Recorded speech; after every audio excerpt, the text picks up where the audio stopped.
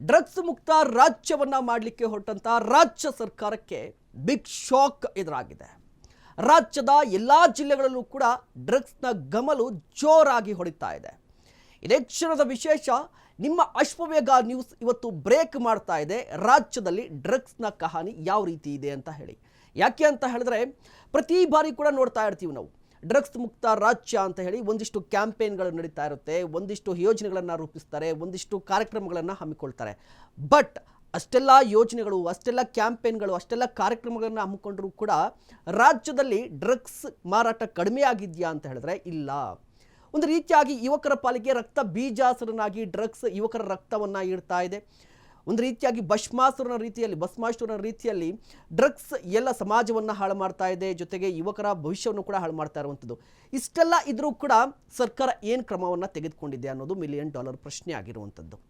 ಹಾಗಾದರೆ ರಾಜ್ಯದಲ್ಲಿ ಈವರೆಗೂ ಎಷ್ಟು ಕೇಸ್ಗಳು ದಾಖಲಾಗಿದೆ?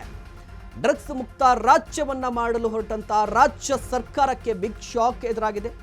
ರಾಜ್ಯದ ಎಲ್ಲ ರಾಜ್ಯಗಳಲ್ಲೂ ಜಿಲ್ಲೆಗಳಲ್ಲೂ ಕೂಡ ಡ್ರಗ್ಸ್ನ ಗಮಲು ಜೋರಾಗಿರುವಂಥದ್ದು. ಕಠಿಣ ಕ್ರಮ ಇದೆ, ಬಟ್ ಇದಕ್ಕೆ ಡೋಂಟ್ ಕೇರ್ ಅಂತ ಇದೆ ವ್ಯಸನ ಜಗತ್ತು. ಹಾಗಾದರೆ ರಾಜಧಾನಿ ಬೆಂಗಳೂರನ್ನ ಮೀರಿಸಿರುವಂಥ ಆ ಊರುಗಳು ಯಾವುವು? ನಿಮ್ಮ ಅಶ್ವವೇಗ ನ್ಯೂಸ್ ಎಕ್ಸ್ಪೋಸ್ ಮಾಡ್ತಾ ಇದೆ ದಮ್ ಕರ್ನಾಟಕದ ಕಹಾನಿ. ನನಗಾಗಲೇ ಹೇಳ್ತಾ ಇದೆ, ಡ್ರಗ್ಸ್ ಅನ್ನೋದು ಮಾರಕವಾಗಿರುವಂಥದ್ದು ಸಮಾಜಕ್ಕೆ. ಡ್ರಗ್ಸ್ ಕಂಟ್ರೋಲ್ ಮಾಡಲಿಕ್ಕೆ ಸಾಕಷ್ಟು ಪ್ರಯತ್ನಗಳು ನಡೀತಾ ಇದೆ.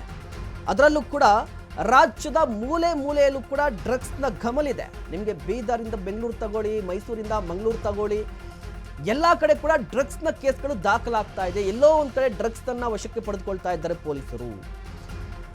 ಇದು ಕಂಟ್ರೋಲ್ ಯಾವಾಗ ಅನ್ನೋದು ಇವತ್ತು ನಿಮ್ಮ ಅಶ್ವವೇಗ ನ್ಯೂಸ್ ಎಕ್ಸ್ಪೋಸ್ ಮಾಡುತ್ತೆ.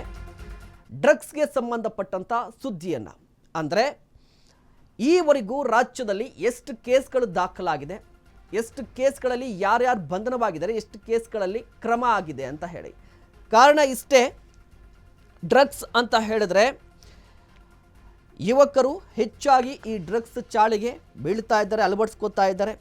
ಯುವಕರ ಭವಿಷ್ಯವನ್ನು ಹಾಳು ಮಾಡೋದ್ರ ಜೊತೆಗೆ ಸಮಾಜದ ಭವಿಷ್ಯ ಮತ್ತು ಸಮಾಜ ಏನಾಗ್ತಾ ಇದೆ ಅನ್ನುವ ಪ್ರಶ್ನೆ. ಕಾರಣ ಇಷ್ಟೇ, ಸಮಾಜವನ್ನು ಕೆಡಿಸುವಂತಹ ಅತಿ ದೊಡ್ಡ ಆತಂಕಕಾರಿ ಮತ್ತು ಪ್ರಮಾದ ಡ್ರಗ್ಸ್ ಅಂತ